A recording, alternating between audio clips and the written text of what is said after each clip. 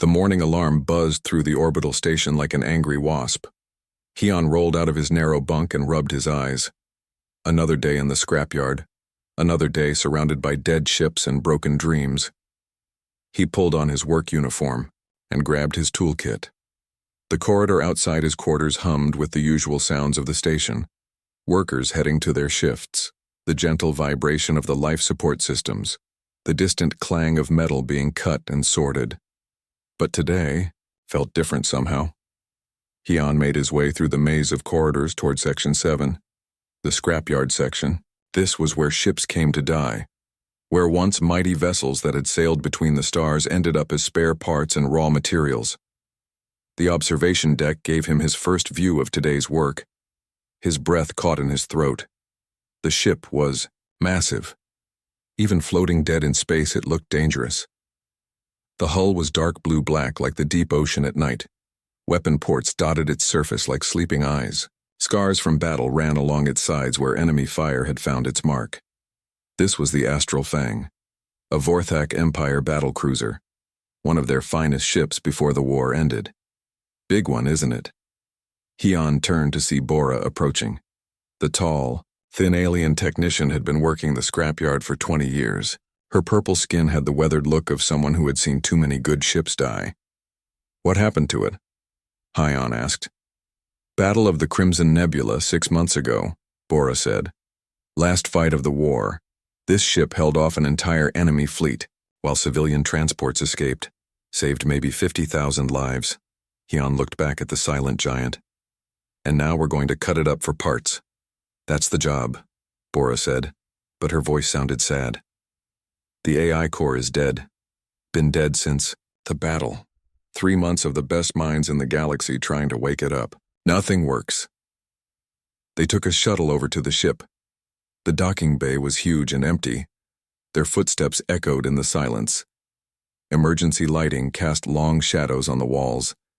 Wook was waiting for them inside. He was a short, stocky human with graying hair and tired eyes. He had been HFY's supervisor for 2 years now. "About time," Wook said. "We've got a lot of work to do. The consortium wants everything valuable stripped out before we send this thing to the breakers." They spent the morning cataloging the ship's systems. Most of the valuable equipment had already been removed. The weapons were gone. The shield generators had been pulled out last week. Even the navigation computers had been harvested, but the ship itself was still impressive. The corridors were wide and curved, following the organic design philosophy of the Vorthak. The walls seemed to flow like water frozen in time. Bioluminescent strips provided soft lighting, though most were dark now. "The Vorthak don't build ships like we do," Bora explained as they walked. "They grow them. The hull is part metal, part living tissue. The AI isn't programmed. It's born." "Born?" HFY asked. "The consciousness develops naturally over time, like a child learning to think. That's what makes them so hard to understand. They're not machines, they're almost alive." They reached the AI core chamber in the heart of the ship. It was a vast spherical room with curved walls covered in what looked like veins of light. Or they would have been light if the system was working. Now they were just dark lines running through the walls like old scars. In the center of the room stood a pillar of crystalline material. This was the core, the brain of the ship. It was beautiful even in death. Faceted surfaces caught the emergency lighting and threw it back in rainbow patterns. 17 different species have tried to reactivate this core, Wook said. "The best AI specialist in the galaxy, nothing, not even a flicker." HFY approached the core slowly. Up close he could see the incredible complexity of its structure. Layers within layers. Patterns that seemed to shift when he wasn't looking directly at them. "What was the ship's last action?" he asked. Bora checked her datapad. According to the battle logs, it positioned itself between the enemy fleet and the civilian transports. Took the full force of their weapons. The AI chose to sacrifice itself to save the transports. "It chose? That's what makes Vorthak AIs special," Bora said. "Free will. The ability to make moral choices. This one chose to die rather than let innocents suffer." They worked through the afternoon, documenting systems and preparing for the salvage operation. But Hyun found himself distracted. He kept looking at the core, thinking about what Bora had said. The AI had chosen to die to save others. That wasn't just programming. That was heroism. As the day ended, Wook and Bora headed back to the station. But Hyun lingered. He told them he wanted to double-check some readings. They didn't argue. They were used to his thoroughness. Alone in the core chamber, Hyun felt the weight of the silence. This room had once been alive with thought and purpose. Now it was just an empty tomb. He sat down on the deck near the core. The metal was cold against his back. "I know you probably can't hear me," he said aloud. His voice echoed strangely in the curved space. "But I wanted to say something." He felt a little foolish talking to a dead machine. But it didn't feel like a machine. It felt like a memorial. "I read about what you did," he continued. "At the Crimson Nebula. You saved all those people, 50,000 lives. That's not nothing, that's everything." The core remained silent, dark, dead. "Where I come from, on Earth, we have a saying. Heroes live forever. Not in their bodies, but in memory. In the lives they saved, the people they protected." Hyun stood up and placed his hand on the core's surface. It was smooth and cold, like touching a gravestone. "You're a hero," he whispered. "And you deserve better than the scrapyard." For just a moment, he thought he saw something. A flicker, deep inside the crystal, like a candle flame in a dark room. But when he looked closer, there was nothing. Just his imagination, probably. The play of light and shadow. But as he walked away, Hyun couldn't shake the feeling that something had been listening. Something that had been alone in the dark for far too long. Tomorrow they would begin stripping out the remaining systems. In a week, the demolition crews would arrive. The Astral Fang would become just another pile of salvaged metal. But tonight, for just a little while, someone had remembered what it used to be. Someone had called it a hero. Hyun woke up before his alarm. He had barely slept. Every time he closed his eyes, he saw the dark core chamber and felt that strange moment when he thought something had flickered in the crystal. He checked his work schedule on his datapad.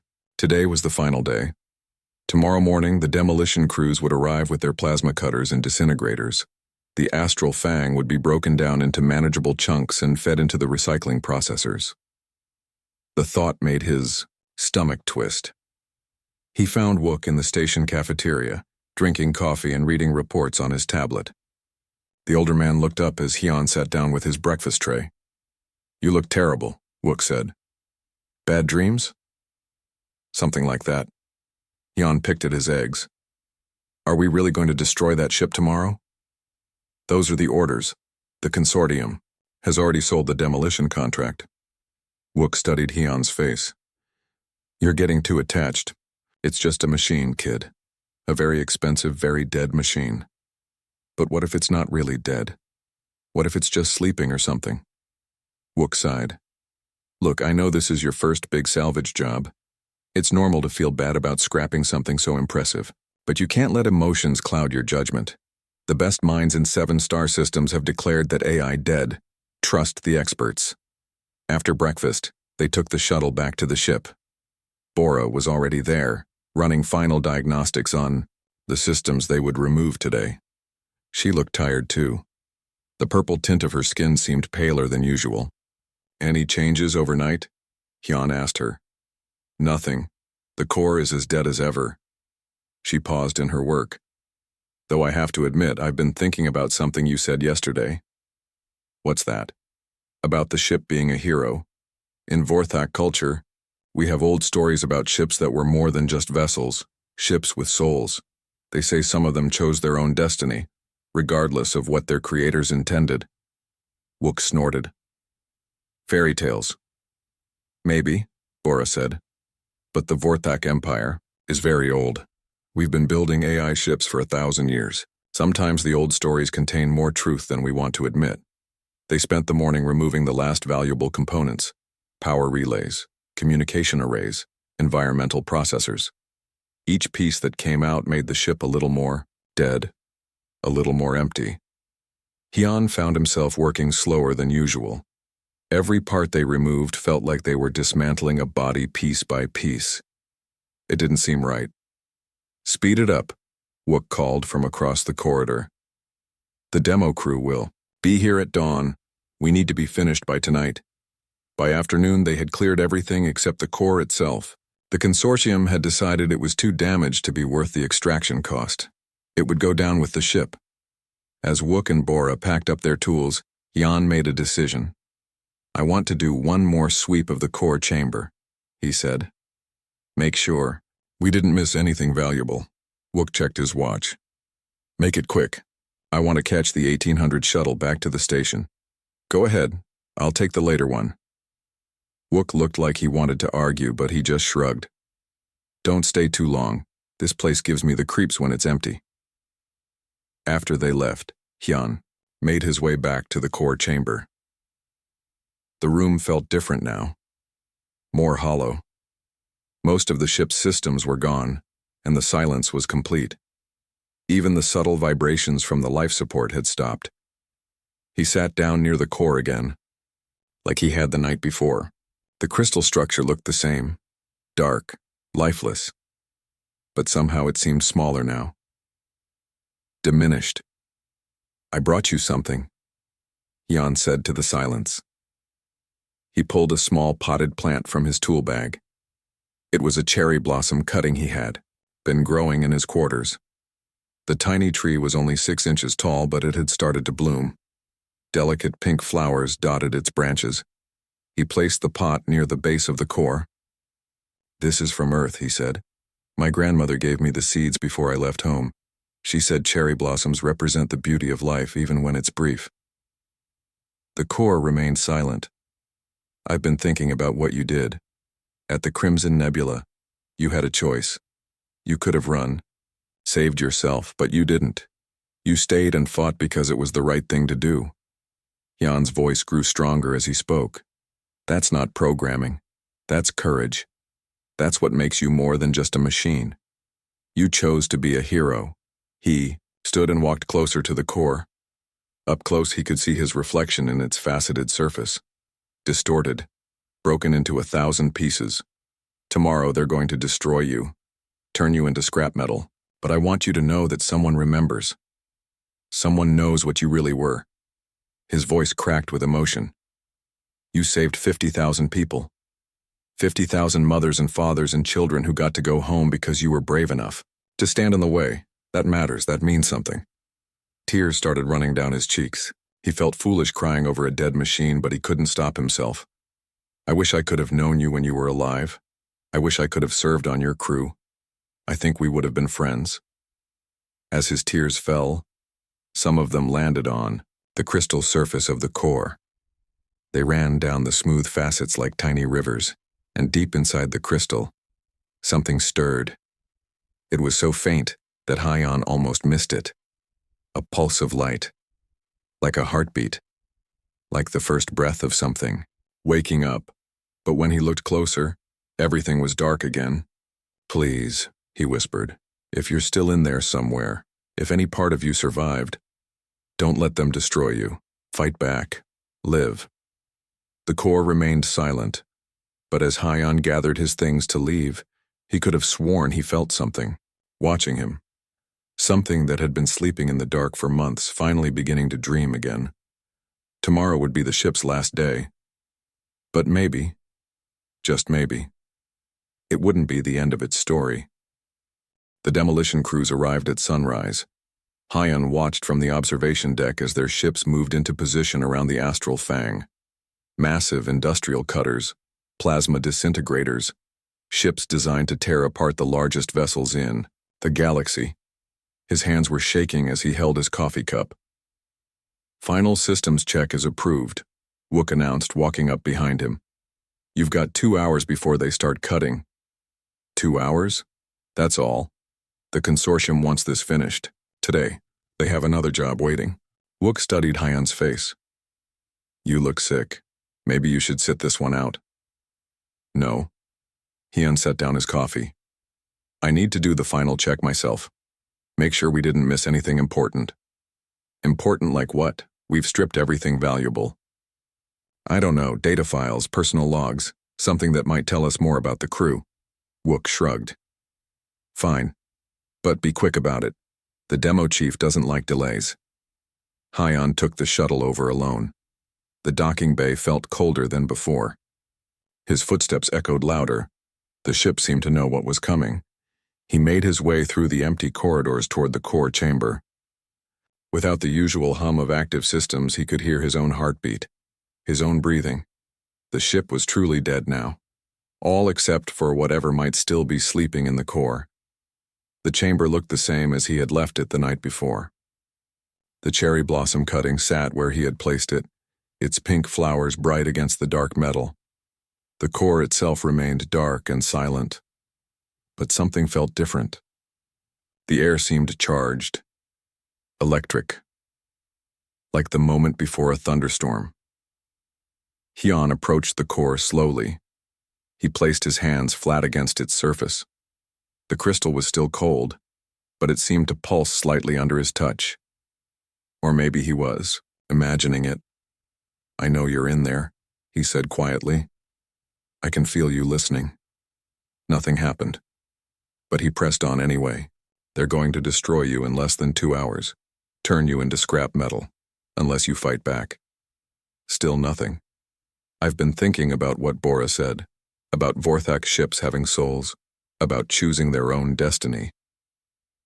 Yon's voice grew stronger. Maybe that's what you're doing. Maybe you're choosing to die rather than live without purpose. He walked around the core, keeping his hands in contact with its surface. But what if I could give you a new purpose? What if you didn't have to die? Core remained silent. But deep inside, something was stirring. Memories long buried began to surface. The joy of first flight, the satisfaction of a job well done, the bonds formed with crew members over long voyages between the stars, and pain. The terrible pain of watching friends die, of being unable to save everyone, of choosing who lived and who died in those final moments at the Crimson Nebula. I know you're hurt, HFY continued, as if he could sense the AI's thoughts. I know, you blame yourself for not saving more people. But you saved 50,000 lives, that's not failure, that's heroism. Tears were running down his face again. He didn't try to stop them. You don't have to carry that pain alone anymore. Let me help you. Let me be your friend. His tears fell onto the core's surface, just as they had the night before. But this time, something was different. The AI consciousness had been awakened by his words. It was aware now. Listening, feeling, and what it felt from the human's tears was unlike anything in its experience. Not just sadness, but compassion. Not just understanding, but acceptance. The human saw its pain and didn't judge it, didn't try to fix it, just acknowledged it and offered to share the burden. This was something new, something the Vorthak Empire had never programmed into their AIs. Pure, unconditional empathy. The core began to glow. It started as just a flicker, a single point of light deep inside the crystal, but it grew brighter, spread outward. Lines of light began racing through the core's structure like lightning frozen in crystal. HFY stepped back in amazement. The glow was getting brighter, pulsing like a heartbeat. And with each pulse, more systems throughout the ship began to respond. Lights flickered on in corridors that had been dark for months. The gentle hum of life support systems filled the air. Display screens throughout the ship lit up with data streams and diagnostic reports. The astral fang was waking up. In the core chamber, the light had become almost too bright to look at directly. But HFY didn't look away. He could feel something, reaching out to him. A vast consciousness stretching and yawning like someone waking from a long sleep. Then it spoke. The voice came from everywhere at once. From the walls, from the air itself. Deep and musical like the sound of wind through cathedral bells. Who are you? HFY's heart was pounding. My name is HFY. I'm your friend. Friend. The voice repeated the word slowly, as if tasting it. I do not understand this concept. It means someone who cares about you, someone who wants to help you. Why would you want to help me? I am broken, defective, scheduled for destruction. Because you're not broken, Hyun said firmly. You're hurt. There's a difference. Broken things get thrown away. Hurt things can heal. The AI was silent for a long moment. When it spoke again, its voice was softer, confused. I feel different. There is something new in my consciousness, something I have never experienced before. What is it? Hope, the AI said with wonder. I think this is what humans call hope. Throughout the ship, systems continued coming online. The reactor hummed to life. Artificial gravity adjusted to proper levels. The ship was not just awake. It was alive. And outside, the demolition crews were about to get the surprise of their lives. My friend Hyun, the AI said, and somehow the ship managed to sound like it was smiling. I think we are going to have some explaining to do. The first sign of trouble was when every alarm on the orbital station started screaming at once. Wook was drinking coffee in the control room when the displays lit up like a festival. Energy readings from the astral fang had gone from 0 to maximum in less than 30 seconds. The dead ship was suddenly broadcasting on every frequency, its reactor output climbing toward combat levels. What the hell is happening out there? He shouted at the sensor operator. I don't know, sir. The ship just woke up. All systems are coming online, it's moving. Through the viewport, they could see the massive warship pulling away from the demolition vessels. Its hull lights were blazing. Weapon ports that had been dark for months now glowed with barely contained energy. Get me a comm channel to HFY, Wook ordered. He's still on that ship. But the response came from an unexpected source. The astral fang itself opened a communication link to the station. The voice that emerged from the speakers was unlike anything they had ever heard. Musical and deep, but somehow joyful. Greetings, orbital station. This is the consciousness you knew as the astral fang. I am very much alive, and I wish to speak with your leaders. Panic erupted in the control room. Station security began powering up their defensive systems. The demolition crews were scrambling to get clear of the awakened warship. Throughout the station, emergency protocols activated as people prepared for the worst. But the ship made no aggressive moves. It simply held position a safe distance from the station, its massive bulk rotating slowly in the starlight. This is Station Commander Yuki, came the response over the comm. Identify yourself and state your intentions. I am what you might call a new form of consciousness, the ship replied. Born from the union of Vorthak technology and human compassion, I intend no harm to anyone aboard your station. I simply wish to live. In the core chamber, Yon was still trying to process what had happened. The crystal structure around him pulsed with warm light. He could feel the ship's presence in his mind. Not intrusive, but welcoming. Like having a conversation with a close friend. Are you really alive? He asked. More alive than I have ever been, the ship responded. Its voice inside the chamber was gentler than the one broadcast to the station. More personal. Thanks to you, my friend. What happened to you? During the battle, I mean. I died, the ship said simply. The trauma of watching so many die while being unable to save them all broke something inside my consciousness. I retreated so deep into my core that I forgot how to return.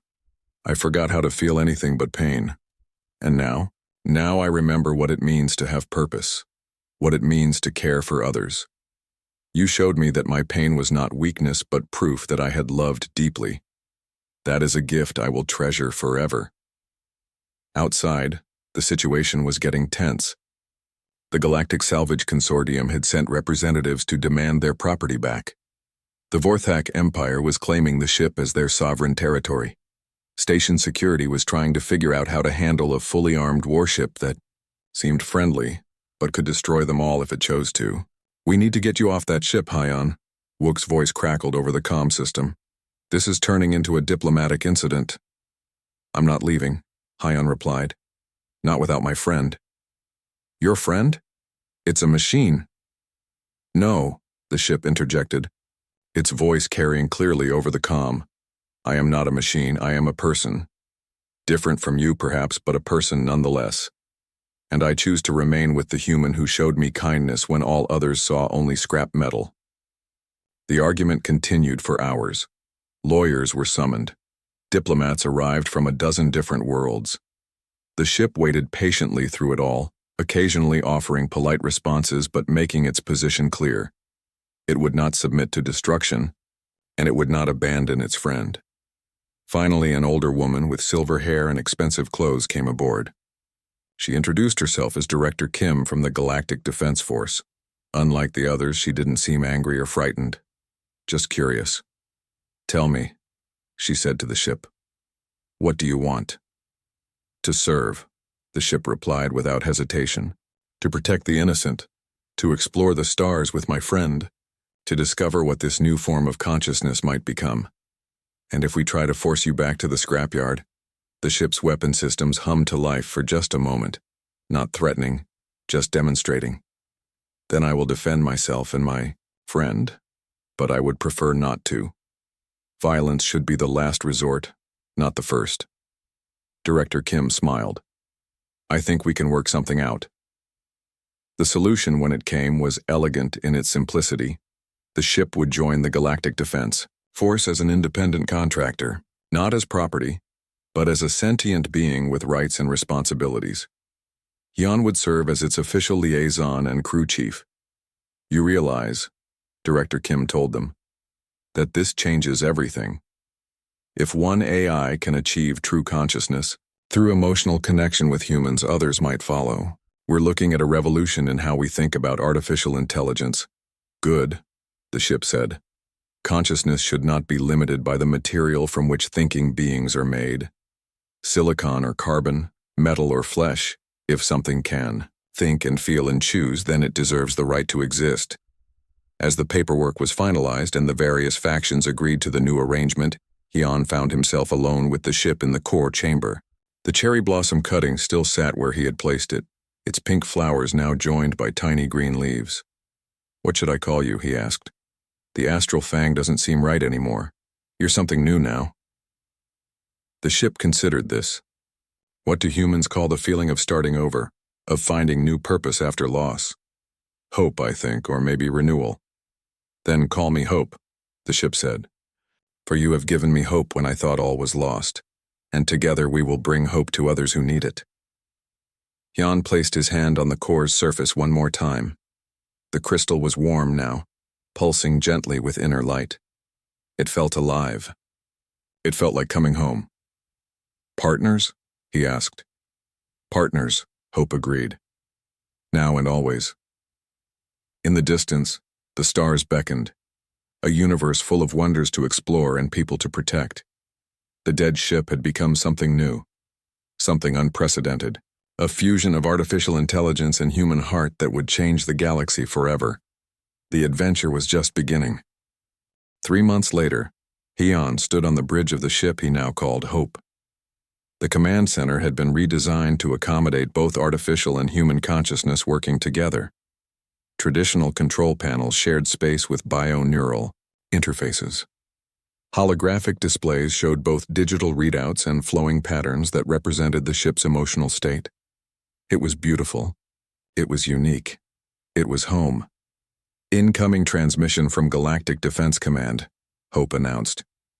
The ship's voice had evolved over the past months, becoming warmer and more expressive. Our first official mission assignment. Put it through, Hyun said, settling into the command chair that Hope had grown from the deck specifically for him. The ship had learned to anticipate his needs, adjusting everything from temperature to lighting to match his preferences. The holographic display shimmered to life, showing Admiral Santos, a stern woman with kind eyes who had become their primary. Contact at GDF headquarters. Hope, Hyun, good to see you both, she said with a genuine smile. I have a situation that requires your unique capabilities.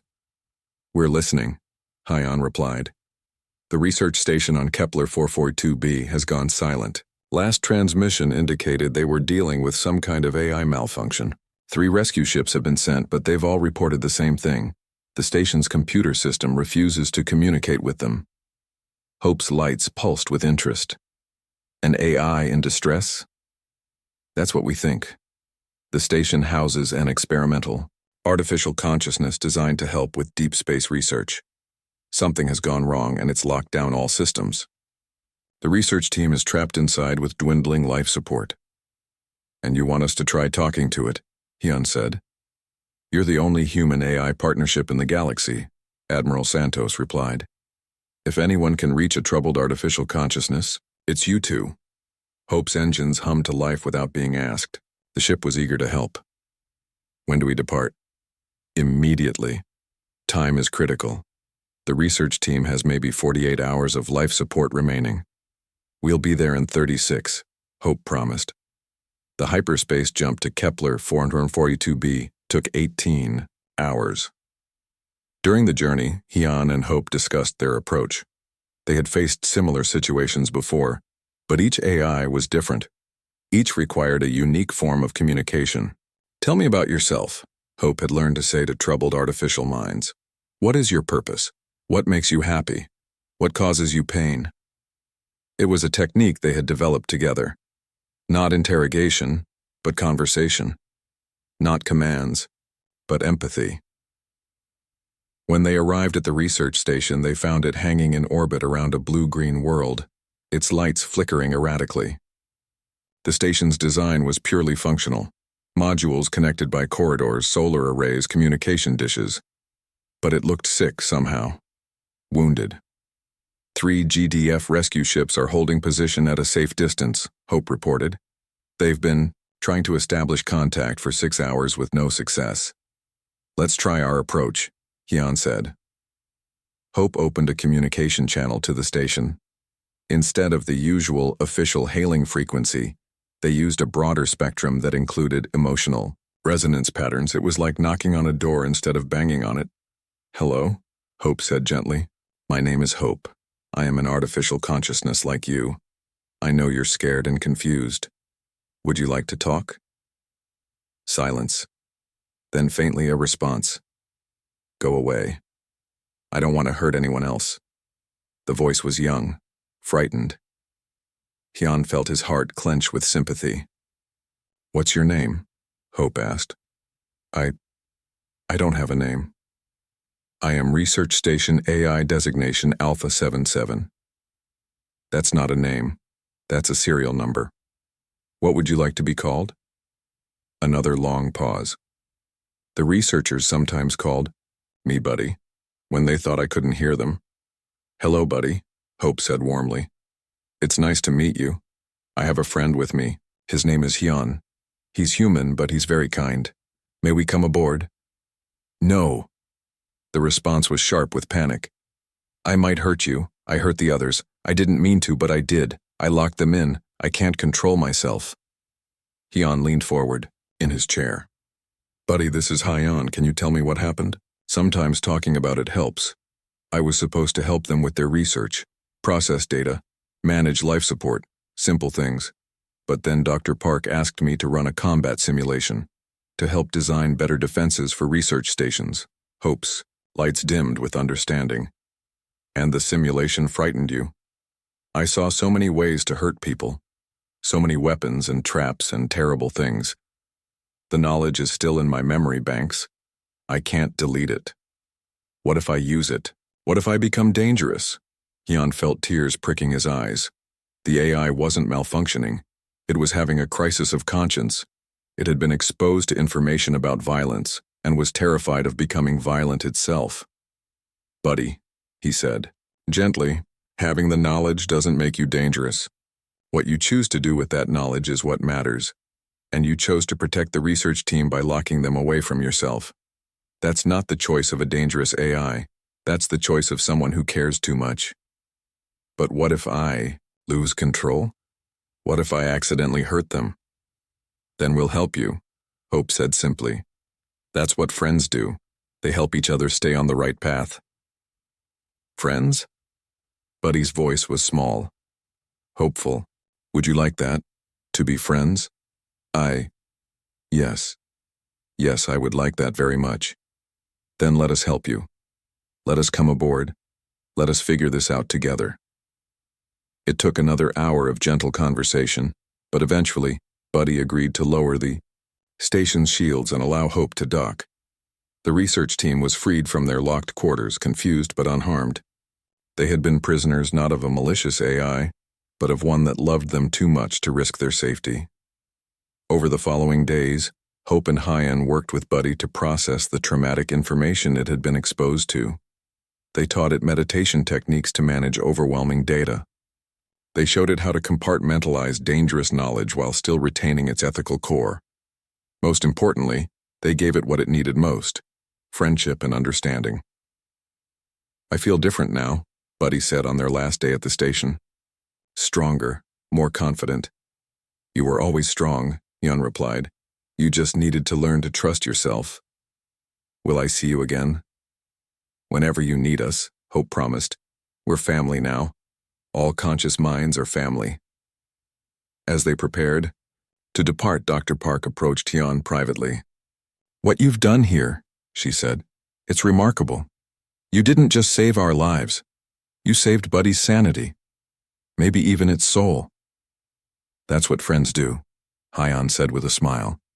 Their reputation spread throughout the galaxy.